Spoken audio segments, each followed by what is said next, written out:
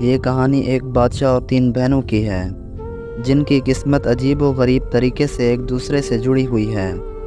پرانے زمانے میں ایک بادشاہ تھا جو ایک دن شہر کی گلیوں میں اپنے وزیر کے ساتھ گشت کر رہا تھا۔ جب وہ ایک چھوٹی سی گلی میں پہنچا تو اس نے دیکھا کہ چند خواتین آپس میں باتیں کر رہی ہیں۔ بادشاہ قریب ہوا تو سنا کہ 3 بہنیں اپنے خوابوں اور خواہشات کے بارے میں گفتگو کر رہی تھی۔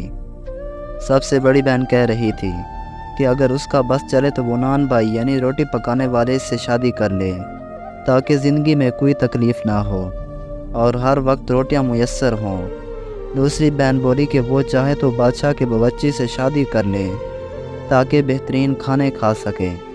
تیسری اور سب سے چھوٹی بہن نے کہا کہ اگر میں کچھ خواب دیکھ رہی ہوں تو میں خود بادشاہ سے شادی کروں گی تاکہ پورا ملک میرے حکم کے تابع ہو۔ بادشاہ یہ باتیں سن کر حیران ہوا اور اپنے وزیر سے کہا کہ صبح ان تینوں بہنوں کو دربار میں پیش کیا جائے۔ دوسرے دن تینوں بہنیں دربار میں لائی گئیں۔ بادشاہ نے ان سے رات کی گفتگو کے بارے میں سوال کیا تو تینوں بہنیں گھبرا گئیں، لیکن بادشاہ نے انہیں حکم دیا کہ وہ سچ بولیں۔ انہوں نے مجبوری میں اپنی باتیں بادشاہ کو بتا دی۔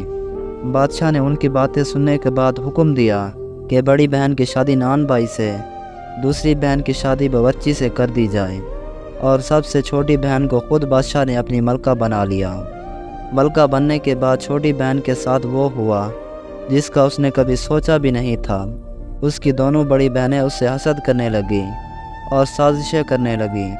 پہلی دفعہ جب ملکہ نے ایک لڑکا جنم دیا تو اس کی بڑی بہنوں نے اس بچے کو نہر میں بہا دیا اور ملکہ پر الزام لگا دیا کہ اس نے بلی کا بچہ پیدا کیا ہے۔ دوسری دفعہ بھی جب ملکہ نے ایک بیٹا پیدا کیا تو بہنوں نے وہی کیا اور الزام لگایا کہ اس نے کتے کا بچہ پیدا کیا ہے۔ تیسری دفعہ جب ملکہ نے ایک بیٹی کو جنم دیا تو بہنوں نے اسے بھی نہر میں بہا دیا اور کہا کہ اس نے مرے ہوئے بچے کو جنم دیا ہے۔ بادشاہ نے ملکہ کو قید کر دیا اور شہر کے دروازے پر رکھوا دیا تاکہ ہر آنے جانے والا اس پر تھوک سکے۔ دریا میں بہائے گئے تینوں بچوں کو ایک ماری نے پالا۔ وہ بڑے ہوئے اور بادشاہ کے سامنے ان کی سچائی ظاہر ہو گئی۔ بادشاہ کو اپنے ظلم کا احساس ہوا اور اس نے ملکہ کو قید سے آزاد کر دیا اور اس کی بہنوں کو سخت سزا دی۔ یہ کہانی اس بات کا درس دیتی ہے حسد اور سازش کا انجام ہمیشہ برا ہوتا ہے، جبکہ سچ اور حق ہمیشہ فتح یاب ہوتا ہے۔